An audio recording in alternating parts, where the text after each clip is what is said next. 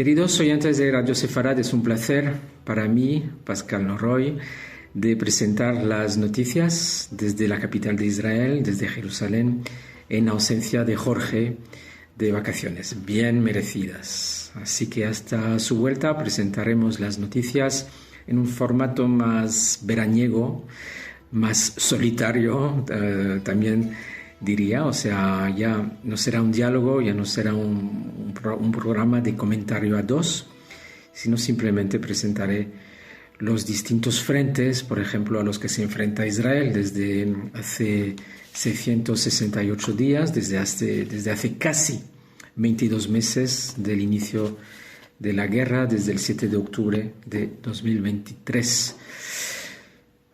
Como decía, las presento desde Jerusalén, cuyo monte del templo, también sede de la mezquita Al-Aqsa, monte del templo que ha sido teatro de la visita de varios políticos de la extrema derecha israelí y de varios fieles en general con ocasión de Tisha B'Av. Tisha B'Av es esa fiesta religiosa que conmemora la destrucción de los dos templos allá por el sexto siglo antes de Cristo y por el año 70 después de Cristo por los romanos. Primero por los babilonios y después por los romanos. Y esta fiesta está enmarcada dentro del calendario de las fiestas religiosas, más bien respetadas, seguidas por los sectores más ortodoxos, que se disponen a ayunar, es un día de ayuno, y también, como lo vimos ayer, se prestan a visitar el monte del templo. No está exento de polémica, por supuesto, porque conocemos el status quo que impide de forma no escrita, de forma más bien oral, que impide a los fieles judíos de ir a rezar en el monte del templo.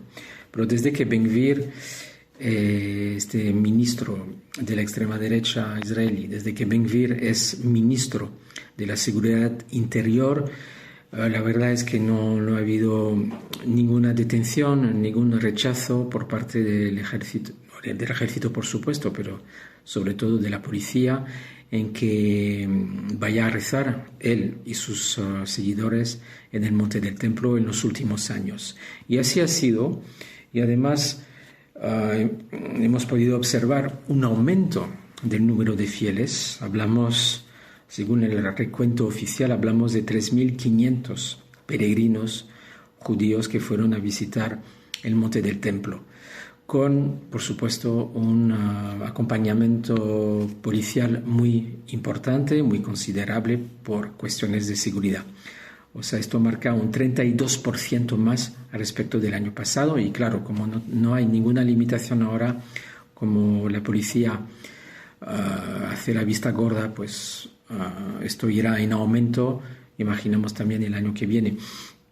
Tisha B'Av, día de luto, día de ayuno, día triste en la historia de los judíos y no solo de los ortodoxos que lo celebran de forma más íntima, pero también para toda la sociedad israelí, sobre todo en el contexto actual. ¿Y cuál es el contexto actual? Es, como hemos visto en los últimos días, la difusión de imágenes y de vídeos de dos rehenes israelíes que todavía siguen vivos, siguen en cautiverio.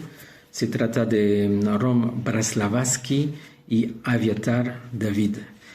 La familia de Rom Braslavsky autorizó la difusión de una imagen, mientras la de Aviatar David autorizó la difusión del vídeo integral, donde se le ve a él como a Rom como personas raquíticas de estado cadavérico, están muy demacrados y así han sido difundidas esas imágenes por el grupo terrorista de Hamas. Son esas imágenes que también estuvieron enmarcando las manifestaciones semanales o casi diarias, diría yo, pero semanales en Tel Aviv, masivas, multitudinarias en Tel Aviv, pidiendo en general la dimisión del gobierno de Netanyahu, pidiendo el fin de la guerra y, por supuesto, la liberación de los rehenes. Todo eso enmarcado en una emoción muy, muy importante por el contexto de los vídeos y de las fotos. Esto podemos decir que entra un poco en contradicción con la supuesta buena intención de los gobiernos occidentales, con Francia en la cabeza, que han sido muy, muy dispuestos, muy rápidos en reconocer el Estado de Palestina la semana pasada en el ámbito de la reunión y de la reunión que tuvieron en Nueva York. Vamos, que no es una casualidad, porque desgraciadamente Hamás se siente con esa libertad, se siente con esa se siente con el hecho de no tener límites, se siente con un poder absoluto para difundir esas imágenes crueles, horribles. Si bien han sido condenadas y han sido puestas en relieve por varios gobiernos occidentales, por supuesto, también por Macron, el presidente francés, diciendo que es una muestra de la inhumanidad sin límites del grupo terrorista Hamás. Mensajes de repulsa, de horror, de condena frente a esas imágenes por parte de estos gobiernos que han reconocido el Estado palestino, los mismos que los dirigentes israelíes acusan de alentar a los propios terroristas de Hamás y otras facciones terroristas, para que sigan con sus acciones, animándoles a seguir con sus acciones crueles, como hemos visto en la difusión de las imágenes de los rehenes israelíes. Se sienten cómodos Hamás, por eso salieron de las negociaciones, dejaron la mesa de negociación la semana pasada, porque ya no les vale. Piensan que la presión internacional es suficientemente importante, grande, para que ellos no tengan nada que ver con un acuerdo marco de cesación de la guerra a cambio de liberación de los rehenes. Bueno, por eso esta semana es crucial, porque Israel decidirá si expandir sus operaciones militares de una vez por todas, es decir, el todo o nada. Es un poco la idea que algunos esgrimen en el gobierno de Netanyahu, incluso poniendo en riesgo a los propios rehenes, porque con casi toda certeza el gobierno de Israel y Tzahal saben dónde están los rehenes, pero no se atreven a entrar en estos campos minados, podríamos decir, donde podrían poner en riesgo su salud. A los 20 más o menos que quedan vivos, recordamos que quedan unos 50 rehenes, 30 desgraciadamente ya sin vida y 20 con vida, pero de forma muy, muy demacrada. Entonces, como decía, el gobierno decidirá esta semana si expandir las operaciones militares de forma general en Gaza, sobre todo la ciudad de Gaza, que es donde más bolsas de terroristas quedan, o si dejarán más tiempo para un acuerdo potencial, sabiendo que Hamás ya no está en la mesa y no sabemos muy bien qué le podemos dar a cambio a Hamás, sino una capitulación del propio ejército israelí, cosa que no pasará. La Casa Blanca también reitera que Hamás no está interesada en un acuerdo, y con todo esto tiene que negociar o tiene que pensar el gobierno de Israel, aunque al principio de esta semana, hoy lunes, todo apunta a que vayamos a una operación militar de gran escala, de gran envergadura, contra los últimos bastiones, como decía, sobre todo en Gaza City, la ciudad de Gaza, donde quedan todavía los últimos rehenes, conjuntamente con la entrada sin límites de la ayuda humanitaria. el foro de los familiares de los rehenes y gran parte de la sociedad israelí piensa hoy en día que esa presión militar no está dando sus frutos. Entonces ya veremos al final qué decisión tomará el gobierno, qué línea seguir, sabiendo que tiene todo el respaldo de la administración americana para pues seguir destruyendo lo que queda de Hamas. De hecho, a nivel de las operaciones militares que siguen, no hay que olvidarlo, es verdad que hablamos más de maniobras diplomáticas, hablamos más de presiones internacionales, pero también siguen en la franja las operaciones militares. Día sí día también vemos túneles que están siendo demolidos, depósitos de armas confiscados o destruidos. Y, por ejemplo, las imágenes del sábado, donde se ven a los últimos terroristas del batallón de Bet Hanun. Se trata de esa ciudad en el norte de la franja.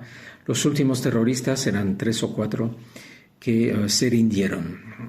Lo interesante es que ese batallón le componía unos 1.000 terroristas antes del 7 de octubre.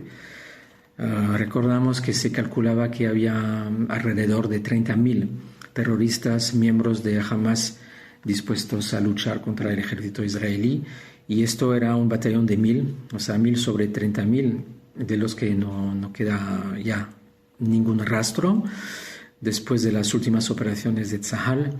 Lo interesante también en esta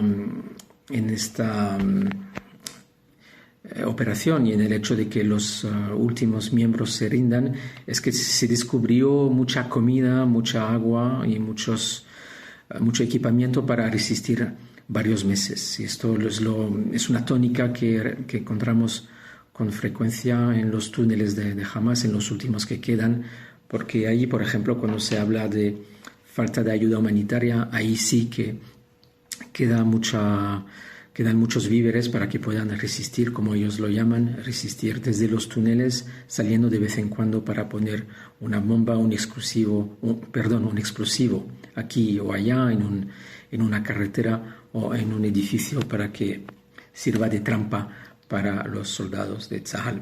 Bueno, entonces esta es una de las operaciones exitosas de Tzahal que hemos visto este fin de semana, y sorprendentemente también un cohete ha sido lanzado desde Gaza, desde la franja de Gaza. No hay que olvidar que todavía tienen algunos cohetes, algunos misiles de corto alcance o mediano alcance que usan de vez en cuando tienen la posibilidad, y nunca aquí en Radio Sefarad dejaremos de denunciar que cuando lo están operando a menudo es desde los mismos centros humanitarios rodeados de civiles, porque no hay que olvidar que Hamas es una organización terrorista cuyo modus operandi es usar a su propia gente, a los propios civiles como escudos humanos, y esto es una de las miles de pruebas que lo demuestran. Es decir, un cohete lanzado desde Gaza el sábado, que fue interceptado antes de llegar al territorio israelí. Sin embargo, sonaron las sirenas en Nirim, Kibbutz Nirim y Kibbutz de Ein Ashlosha, en la frontera.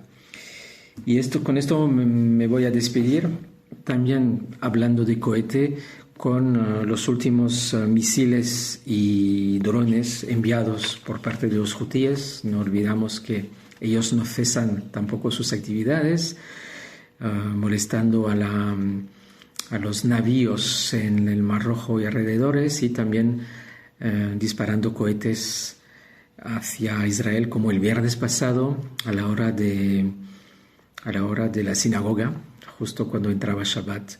Lanzaron un misil que fue interceptado hacia Jerusalén. Se oyeron aquí, en la capital de Israel, las sirenas. Es el lanzamiento número 67 desde el fracaso del cese el fuego del 18 de marzo, junto con 17 drones. Y precisamente ayer fue un dron que fue lanzado hacia Israel, pero también fue abatido cerca de la frontera de Egipto y Gaza. Se oyeron sirenas en Bnei Netzarim. Bueno, con esto terminamos hoy los informativos. Mañana seguimos con más actualidad. Y bueno, pues me despido con un gran saludo a todos ustedes, nuestros queridos oyentes de Radio Sefarad.